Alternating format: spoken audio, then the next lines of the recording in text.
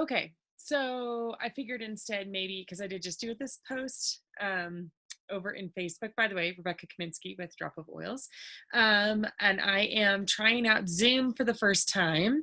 And so far, I'm the only participant. Woohoo! But I also understand that it's like, it might be really kind of complicated for people to figure this out and get on. So um, I am on here and I thought, I'm just going to try recording it. I did say that I was going to go on live and just teach live on Facebook again, but I think I might just go ahead and just try teaching on Zoom here just to see how it goes. And this class tonight, I'm just sharing my story. It's the business. It's about how I got into the Young Living business and kind of the experiences that I've had so far and the things that I've learned through those experiences and the things that really God has taught me through them as well, and wanting to give you some, I guess, ideas and just encouragement if this is something that you are pursuing and wanting to pursue and starting to pursue, that you will jump on and you will just be encouraged with this. Okay. So I am also basing this, I'm kind of doing kind of like what I used to do at Camp Red Cloud. Whenever I teach a writing lesson, I'd always give a parable with it. Well, I'm not necessarily doing a biblical spiritual parable while I teach you about my journey through doing the business with Young Living, but I am going to kind of correlate it to some experiences in my life that I absolutely loved and was passionate about. Okay. One of those experiences was doing 3-day eventing. Okay. It was cross-country jumping. I love this. And I have not done this right here in years. Okay. I think it was like 2012, the last time I did cross-country jumping with my sister at Camp Red Cloud. Okay. So it's been a long time, but it is something that I still am just absolutely passionate about and I absolutely love. Okay. And one of the things that my sister got me, not too long, but several Christmases ago, I think, was this sign. Okay, and it says, to fly, just take hold of the reins. And what is ironic to me is that this sign and my picture match really well. And so whenever I look at that, like, yes, I miss those times, but it occurred to me as I was prepping to teach this class, prepping to share and teach you and just give you my input and my advice, was how much this correlates and how much this goes with what I've even been learning with Young Living and doing this Young Living business. So here's the deal with this, since I only have like 30 or 40 minutes to actually, I guess, teach this on Zoom. Okay. So I'm just going to start out with, whenever you first start to think about cross-country jumping or jumping horses in general. Okay, first of all, most people aren't like, ooh, yeah, that sounds like fun to get on the back of a 1,500-pound animal and ride them over these insanely large jumps and see how fast we can do it. Okay, most people are like, no way am I doing that. That sounds absolutely crazy. And guess what? It is kind of crazy, but for those of us that have done it and those of us that do it, and we love it. Okay. And that's why we do it, is because we love it. We're passionate about it. We have this vision, we have this dream of what we want to do. And so that's kind of where it starts out with, is we end up with this vision and this dream and this passion. You need a shirt? Well, go get one out of your drawer. Okay. And then the other thing, from there, then most people are like, okay, if they're like, oh, I want to do this so bad, we start to learn the basics. Okay. From there, we start to practice the basics. And it's just, you have to teach your muscles how to actually ride a horse Mach 10 over cross-country jumps. You have to practice it. If you don't practice it, you will fall off and you will hurt yourself. Okay. And even then, you probably will eventually at some point fall off and hurt yourself. But that doesn't dampen the passion and the excitement that you have to do this. Yes, you found a shirt. Okay, so you gotta have passion, you gotta have vision, and it means you gotta learn the basics, and you also have to practice the basics. Yes, it needs to go over your head. Sorry for the... Okay, there you go. Papa's out building a fence, which is ironic. I'll get to that later. And then from there, like once you start to learn the muscle memory and how to get your muscles to do what you want them to do, because it literally is a full body workout, you start to go over these little poles on the ground. Okay. They're just laying on the ground. And so mentally you're like, that's easy. I'm just going to go over these poles on the ground. And, it was weird that Chief was going really slow behind us, which is why I was like, oh, it's a creeper. Anyway, so we're going over the poles, and then pretty soon you raise that pole to like a foot. It's not very high. You can just step over that. Your horse could trip over that, like not that big of a deal. Then you raise it to like 18 inches, and then you start going, it's like you just keep raising it a little bit and a little bit and a little bit. And for the most part, it's like whenever things are low, you and your horse, you don't really have a problem going over it. Okay. I mean, there might be moments where your horse is like, whoa, I didn't even see that jump coming, and they kind of shy away from it. But for the most part, it's like, this is pretty easy. It's pretty natural. You just go over it. But the bigger you get, the more of a mental game. You start to have these mental games with yourself, and you have to overcome those mental games and those mental blocks. Because if you've had a bad experience, like if you had been coming up to a jump that say was like 2 foot 6 inches, okay, you're coming up to this jump, and all of a sudden your horse is like, and stops, and you go flying over the jump. Well, now you've just had a bad experience, okay? Now, for some people, that might dampen their vision and their passion. They might be like, whoa, nope, not for me. But for some of us, we're like, oh, man, and it's still like it scared us. But if you've got the passion and the vision, man, you are going to get back on that horse, and you're going to be like, no, we are going to get this, and we're going to go over this. But sometimes it takes a mental, like, pep talk of like, this is what I got to do. And I got to put my leg on, and I got to sit back, and I got to wait for my horse. And I got to make sure I'm not jacking them in the mouth. And I got to make sure that I'm pushing them forward at the right time, or that I'm telling them to jump at the right time, that I'm like going with them.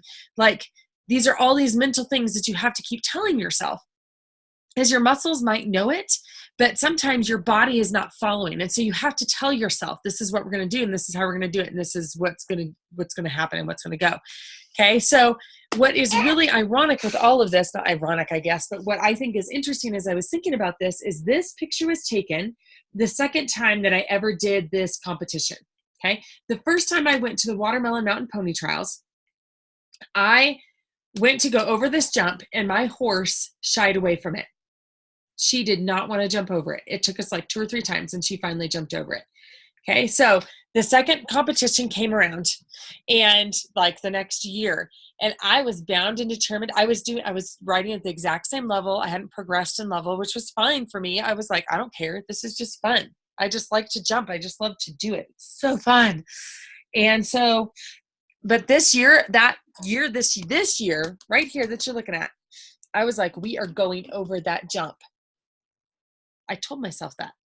I prepped myself mentally, because I knew the last year she didn't want to go over that jump. So this year I was like, we are going over that jump. And what I love about this picture, and I love that the photographer got this picture, is that in this picture, you can actually see my mouth open. And my mouth is open because I'm talking to my horse. And I'm telling her, we're going over this jump. You're doing it, and I'm doing it. Okay. So all that to say, it was like, that was the mental game, which is why we actually made it over that jump. And that's what like I said, this is why I love that picture, is because it's a reminder to me of that we have to tell ourselves these things. We have to tell ourselves what our dream is, what our vision is. Okay. If we don't, then we're not going to have any reason to pursue a Young Living business, or any business for that matter, or to even get up in the morning and take care of our children. Okay. So when I first started this Young Living business, okay, it was like God told me, this is what you need to do. And I was like, okay. So I got my kit, and I got my oils, and I've been using them for a while anyway, but now I have this kit from Young Living, and it's like, God said, now I want you to work the business with Young Living. And I was like, okay, I don't know what that means, but okay. So guess what? I had to start learning, just like I did with cross country jumping. I had to start to learn the basics. I had to practice the basics.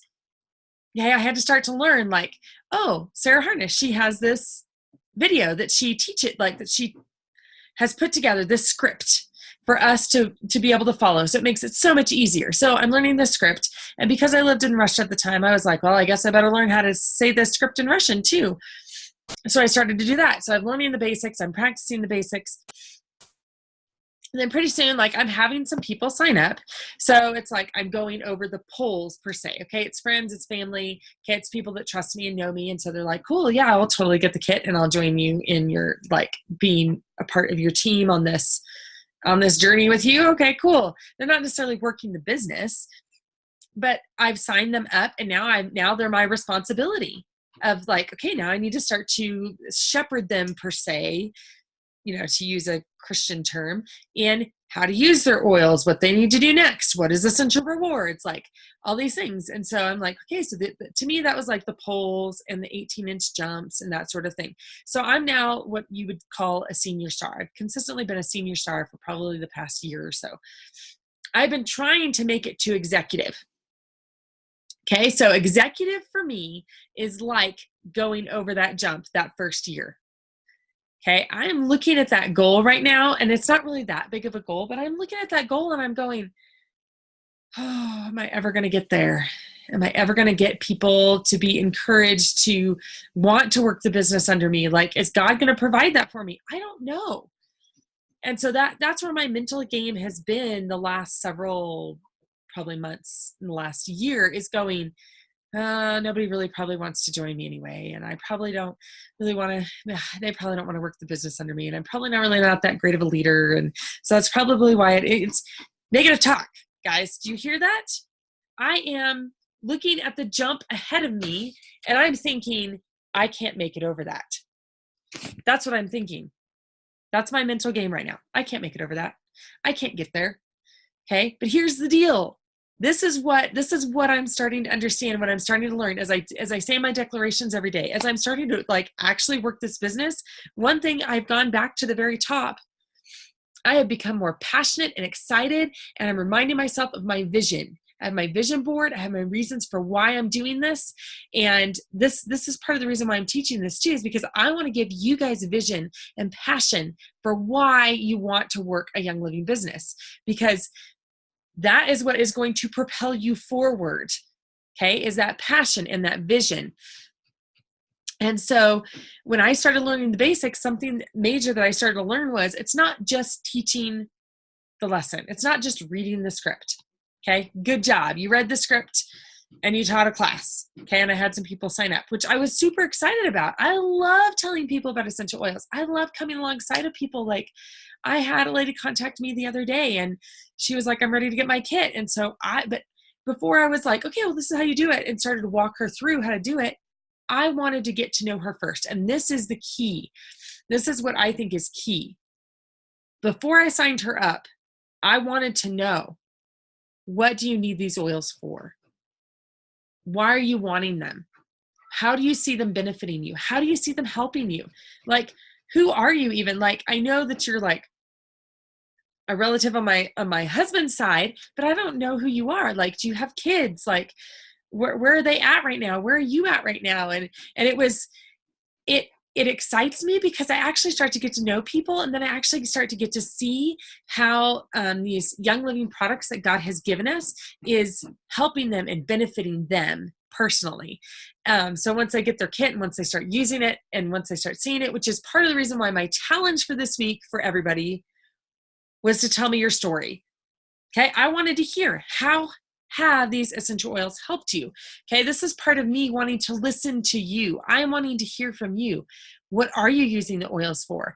Are they working? Are they not working? Is there something else we need to try? Is there something besides oils that we need to try? Maybe it's a diet change. Like, I have a friend that, you know what, we're going to go ahead and start to actually try and eat healthier, get rid of the carbs, get rid of the processed junk, and start to do more of your greens and more of your just whole foods. And part of and more now I'm like, the last couple of weeks, I've been like, I need that because I don't know what's going on here, but my allergies have kicked back in.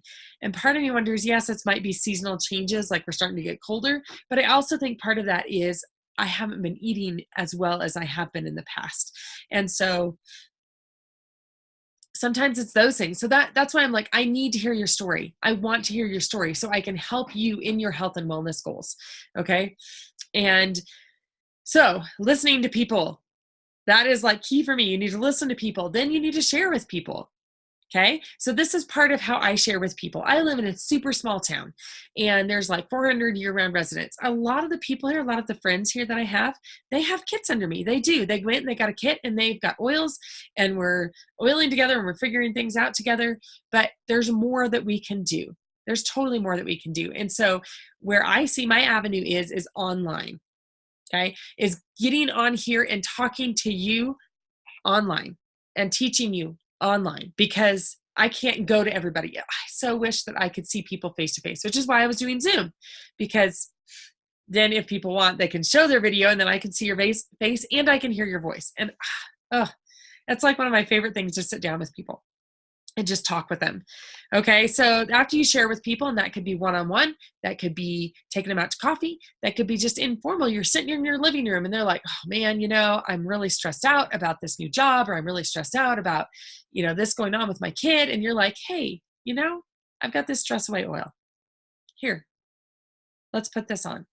Okay. I made an oil for a friend the other day because she's leaving Lake City, Colorado. She's leaving the mountains. And I made it for her because it smells like the mountains. It smells, like the trees, like the mountains. And I made it specifically for her because I was like, you are going to miss this. And so she opens it up, she smells it, and she almost starts crying because she's like, you bottled the mountain. You're like, you bottled where I live. And to me, that is why. That's another reason. That's another vision. That's another passion for me of why I do what I do, because I want to touch people in that specific way. I want people to be ministered to in that certain way. Okay. So this is what God has given me, to minister to people, to minister to more than just my kids and my husband, which I love to minister to them too. But I can tell God is going, I want you to have a further reach than just there. I want you to have a further reach than just Lake City. Like, your reach needs to go further. And so that's why I'm doing this. That's why I'm teaching to nobody right now. Well, maybe I'm teaching to somebody. I don't know. Maybe I'm not. So listen to people, share with people, follow up with people. Okay. This is the one for me. Sometimes the follow up with people is the hardest one for me because I don't want to come across pushy. I don't want to come across salesy. And so that's my next hurdle. That's my jump.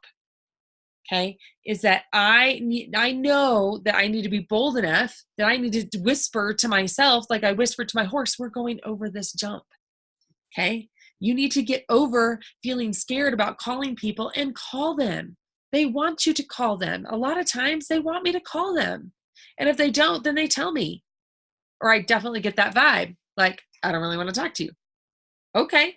I'm going to call somebody that does want to talk to me then, that does want help in this area. Okay. So,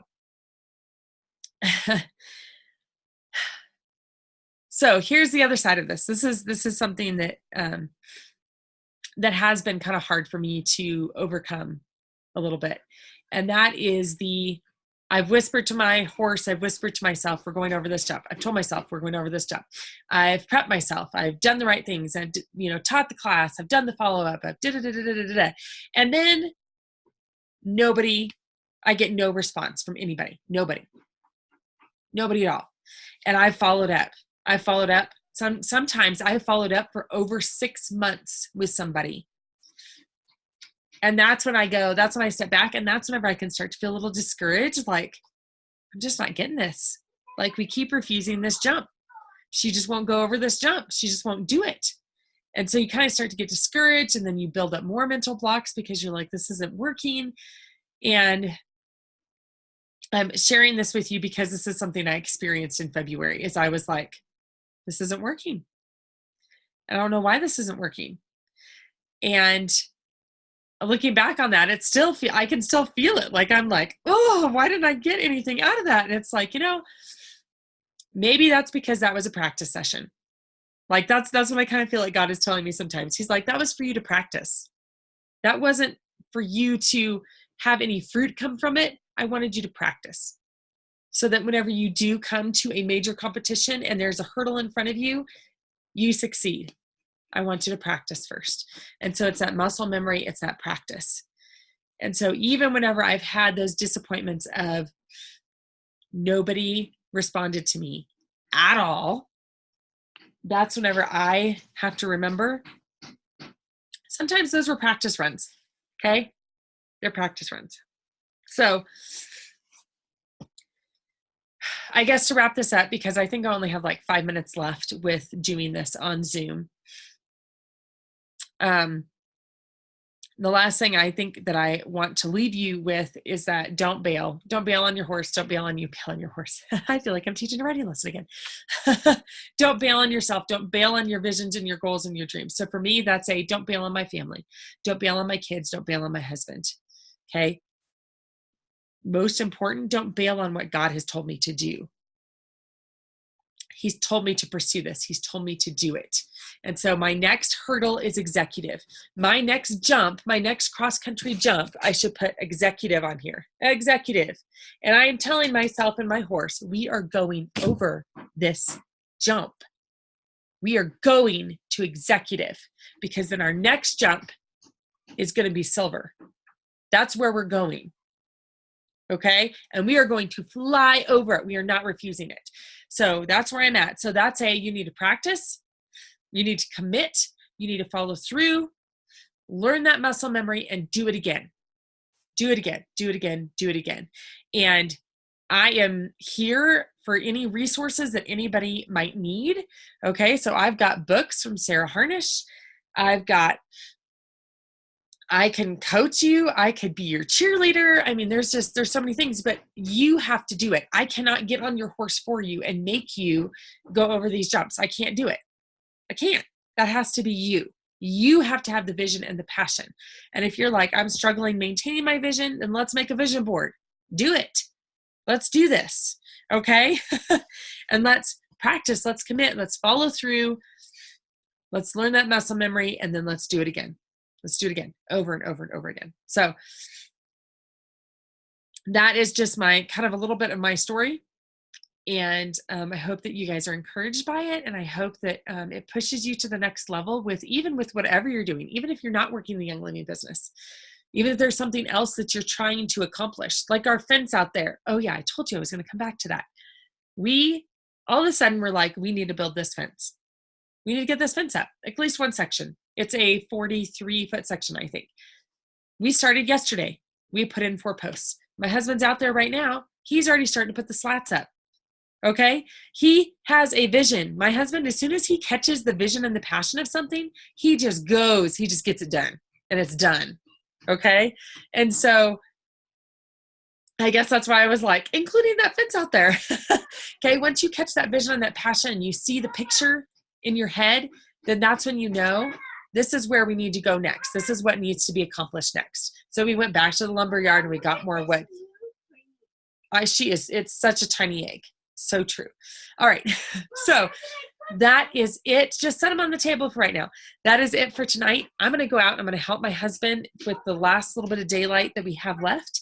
And if you got questions, if you got comments, or you need help with anything, please, please, please let me know.